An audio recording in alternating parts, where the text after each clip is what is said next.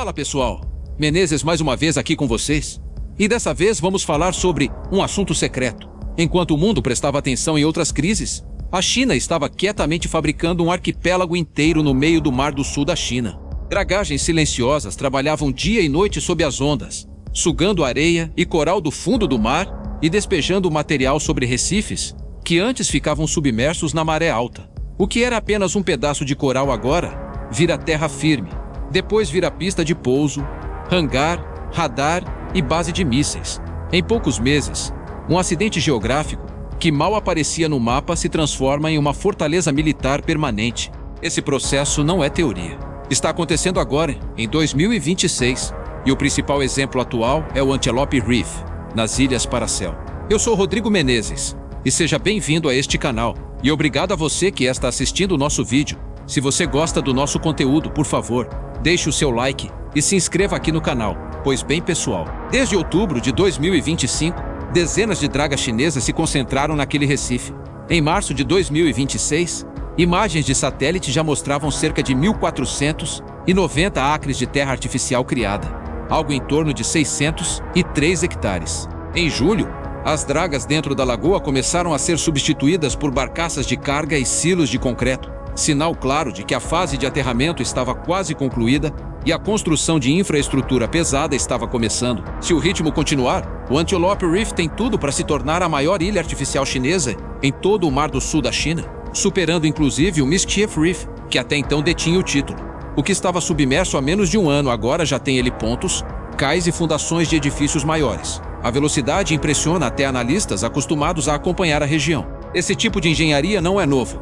Entre 2013 e 2017, a China já tinha feito algo parecido em escala massiva nas Ilhas Spratly. Recifes como Fiery Cross, Subi e Mischief foram transformados em bases completas, com pistas de mais de 3.000 metros, hangares para dezenas de caças, sistemas de mísseis e portos capazes de receber navios de grande porte. Depois daquele ciclo, o ritmo desacelerou. Muitos acreditavam que Pequim tinha construído o suficiente. Em 2025, porém, as dragas voltaram, desta vez concentradas nas Paracel, mais próximas do Vietnã. O recado é claro: a capacidade de fabricar território não foi abandonada. Ela só esperava o momento certo para ser reativada. As máquinas que tornam isso possível são um dos pontos mais impressionantes da operação. A China possui a maior frota de dragas do mundo. Em 2026 entrou em serviço o Zhongguang, o maior dragador de sucção de arrasto da Ásia, com capacidade de 35.000 metros cúbicos e profundidade de trabalho de até 120 metros. Essas embarcações funcionam como enormes aspiradores de fundo de mar. Elas desprendem o sedimento com jatos de água de alta pressão,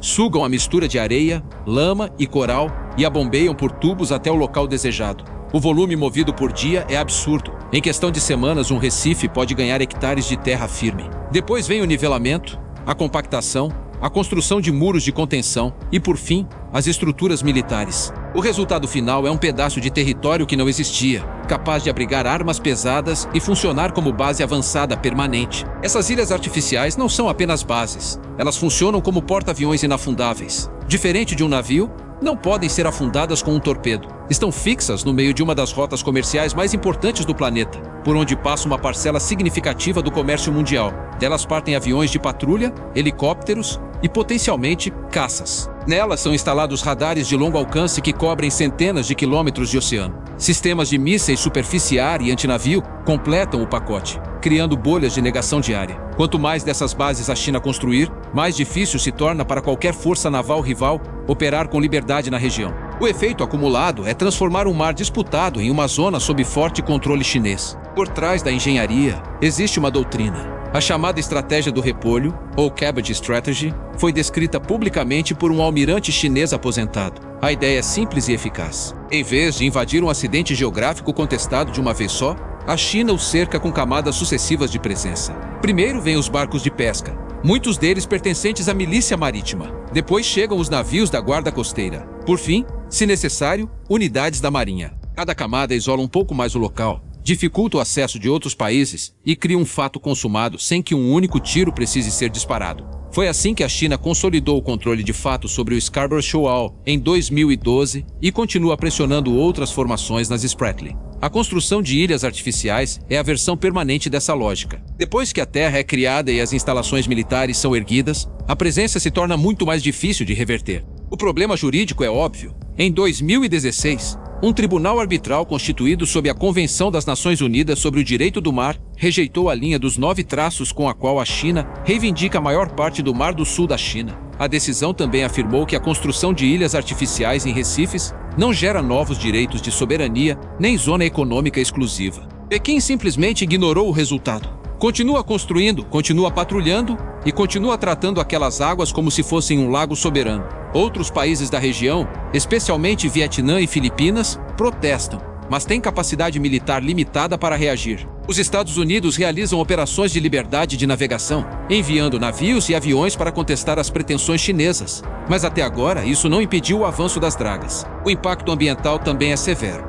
Os recifes de coral destruídos no processo levam décadas ou séculos para se recuperar, se é que se recuperam. O Mar do Sul da China já sofre com a pesca excessiva e a poluição. A transformação de ecossistemas inteiros em bases de concreto acelera a degradação. No entanto, para a lógica estratégica chinesa, esse custo é aceitável diante do ganho de posição. Cada hectare de terra artificial representa mais capacidade de projeção de poder, mais controle sobre rotas comerciais e mais capacidade de negar o acesso a forças rivais em caso de crise. O que torna a situação particularmente delicada é a combinação de velocidade e persistência. A China não precisa conquistar tudo de uma vez. Ela avança de forma incremental, testando limites, consolidando ganhos e esperando que o resto do mundo se acostume com a nova realidade. Quando o Antelope Reef estiver plenamente operacional, com pista, radares e sistemas de armas, ele se tornará mais um ponto de apoio permanente em uma rede que já inclui várias outras bases. Juntas, essas posições permitem à China monitorar e, se necessário,